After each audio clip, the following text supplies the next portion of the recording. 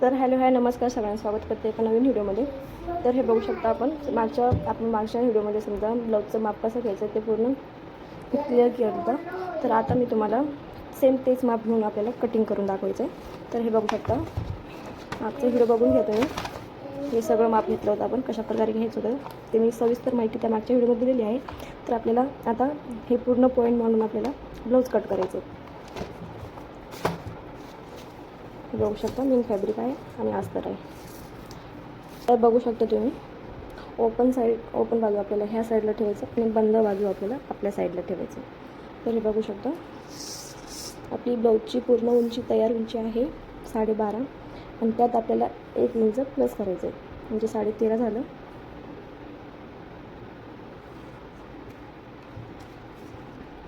Shoulder आपल्याला 2.25 inch घ्यायचे. त्यात मी शोल्डर नाही दिलेले. शोल्डर कसं घ्यायचे तुम्ही सविस्तर माहिती देईन एका व्हिडिओमध्ये, बघू शकता. आणि समोरचा गळा 2.25 इंचाचा आणि शोल्डर 3 इंचाचं बघू शकता. तर 36 साईज मापाचं ब्लाऊजला आपलं मोंडा नाही का 6 इंचाचं एकदम चांगला बसतो. बघू शकता 6 इंच मी मोंडा घेते. जेवढं माप इथं घेतले तेवढंच माप इथं आहे का बघायचं आपलं, बरोबर आहे. आणि छातीचा चौथा भाग म्हणजे एक भाग घ्यायचा आपल्याला, जे 9 इंच आहे. 36 साईजचं माप आहे आपलं चेस्टचं. आणि 1.5 इंच मार्जिन घ्यायचं आहे. तुम्हाला हवं जशी मार्जिन घ्यायची ब्लाऊजला.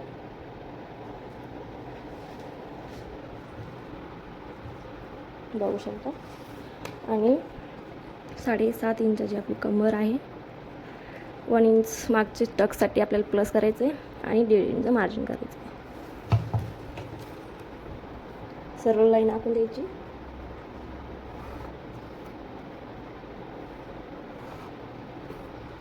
बघू शकता, चित्र कळत असेल तुम्हाला. तर आपलं मागची पट्टी होती आपली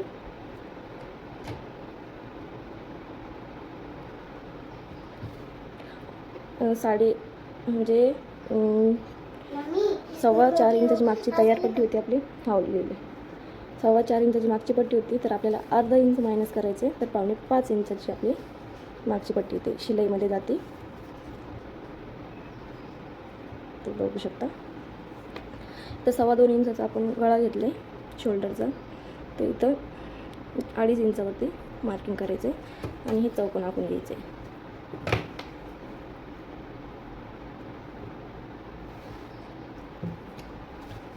इथं 1.25 इंचावरती आपल्याला गोल आकार द्यायचा आहे.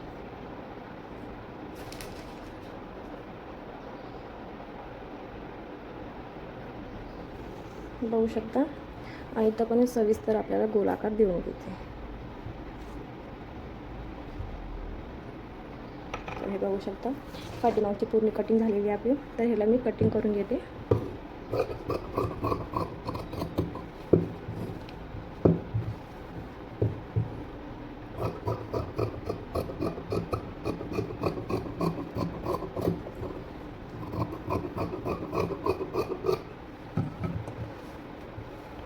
बघू शकता, पाठीमागचा भाग आपल्याला कट झालेले तेच तसंच ठेवून आपल्याला समोरचा भाग तयार करायचा आहे. हे बघू शकता, 2 पॉईंट आपल्याला ह्या साईडला सोडायचे. ते आपण आता बाकीचं माप आणि जशाला तसं हे सगळं आपल्याला आखून घ्यायचं आहे. तर एका साईडला समजा आपल्याला 2 पॉईंटनं जागा सोडायची. बघू शकता, हुकाईच्या पट्टीसाठी आपल्याला सोडायचे. आणि जशा बघू शकता, एकदम चांगल्या प्रकारे आपण आखून घ्यायचे. आणि ह्या साईडला आपण 2 पॉईंट सोडलंच होतं हुकाईच्या पट्टीसाठी. तर हे बघू शकता. आणि शोल्डरचं पॉईंट आपल्याला आखून घ्यायचे आणि हा भाग साईडला ठेवून इथं आपल्याला चौकोन तयार करून घ्यायचे. चौकोनच्या आतमध्ये आपल्याला अर्धा इंचाचा गोलाकार द्यायचा आहे पुढच्या भागासाठी. आणि इथं आपला समोरचा गळा आहे 6 इंच. तर 6 इंच आपण कसं घेतलं होतं ते मागच्या व्हिडिओमध्ये सांगितलंच होतं. तर आपल्याला 6 इंच असेल तसं तेवढाच गळा घ्यायचा आहे. आपल्याला गळ्यामध्ये काहीच वाढून नाही घ्यायचं आहे. ते एकदम चांगल्या पद्धतीनं गोलाकार देऊन घ्यायचं आहे. बघू शकता.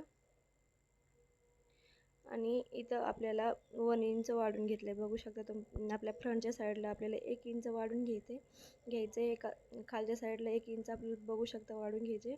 आणि खालच्या साईडपासून तर आपल्या वरती 3.5 इंचावरती मार्किंग करायचं आणि ह्या साईडला 3 इंचावरती मार्किंग करायचं. दोन्ही पॉईंट जोडून घ्यायचे. अजून एक मार्किंग करायचं आपल्याला इथं अर्धा इंचाचं मार्किंग करून घ्यायचं आणि एकदम आपल्याला क्रॉसपट्टीचा आकार देऊन घ्यायचा आहे. आणि ह्या साईडला आपल्याला थोडं काहीतरी अर्धा इंचाचं नाही म्हणता 2-3 पॉईंटचं वरती गोलाकार द्यायचे, जेणेकरून आपली क्रॉसपट्टी किंवा कटोरी चांगल्या फिटिंगमध्ये बसेल. तर हे बघू शकता 5 इंचाची आपली कटोरी आहे. जेवढं ब्लाऊजवरती माप होतं तेवढंच मी घेतलं आहे. 36 साईजच्या ब्लाऊजसाठी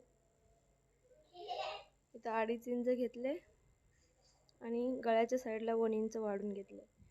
तर हा गोल आकार देऊन घ्यायचा आपल्याला.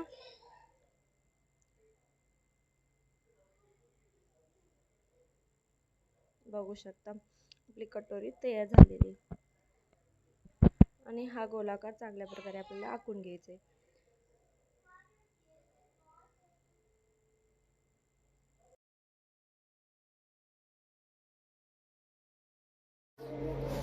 तर हिला आपण कट करून घेऊया आता.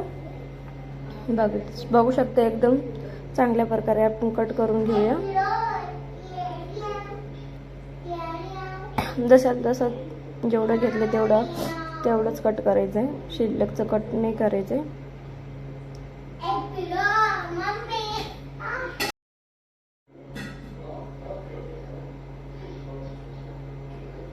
ह्या साईडला पण आपलं जेवढं समजा मार्किंग झालं तेवढी कट करून घ्यायची आणि कटोरी कट करून घ्यायची. गळ्याच्या साईडला हलक्या गोलाकारमध्ये कट करून घ्यायचं आहे कैची फिरून. तर हे बघू शकता आपल्याला ही कटोरी वाढून घ्यायची नंतर आणि पूर्ण आपलं ब्लाऊज कट झाले. तर हे बघू शकता कटोरीच वाढवायची, फ्रंट आणि क्रॉसपट्टी आपल्याला नाही वाढायची. तर हे बघू शकता हे साईडला ठेवून आता समजा बॅक पार्ट वगैरे साईडला ठेवून आपल्याला कटोरी वाढून घ्यायचे. कारण की ही जशाल तशी कटोरी आपल्याला रेडी ब्लाऊजमध्ये नाही चालणार, ह्याला वाढवावं लागते. तर एकदम चांगल्या प्रकारे तुम्हाला कटोरी कशी वाढवायची ती सांगते मी. तर ह्या पद्धतीने कटोरी वाढून बघायचे, अजिबात कटोरी चुपटे वगैरे होणार नाही. तर आपल्याला कटोरी ठेवता वेळेस लक्षात ठेवायचं की ज्या साईडला आपला अस्तर समजा लोंबतो किंवा आपण लोंबून बघायचं, समजा अस्तर ज्या साईडला लोंबतो त्या साईडला आपल्याला वरचा गळा ठेवायचा आहे, जेणेकरून समजा आपली कटोरी थोडीफार समजा चपटी नाही बसावं, एकदम आकारामध्ये बसावं. तर हे बघू शकता कटोरी ठेवून घेतली आहे आणि जशाल तशी आपल्याला कटोरी आखून घ्यायची आहे.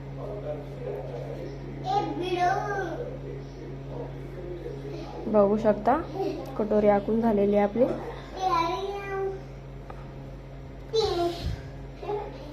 हे बघू शकता जशा तशी कटोरी आपण आखून घेतलेली आहे आणि 5 इंचाची आपली कटोरी आहे. तर आपलं आधी मध्य काढून घेऊया. कटोरीचा मध्य पॉईंट आहे हा आणि मध्य पॉईंटपासून खाली 1.5 इंच वाढून घेऊया. असं गोल साईडला काय म्हणतात 1.5 इंच वाढून घेऊया आणि ह्या साईडला आपल्याला 1 इंच वाढून घ्यायचं. कोणी समजा दोन्ही साईडला सेम आकार ठेवतात, पण मी म्हणते असं नाही ठेवायला पाहिजे. कारण की आपल्याला कटोरी समजा असा आकार एकदम चांगला बसतो असं ह्या प्रमाणे काढलं तर. आणि दोन्ही साईडला जर सेम म्हणजे 1.5 इंचाचा गॅप सोडला तर आपल्याला कटोरी चपटी बसती शक्यता असते. तर हे बघू शकता एकदम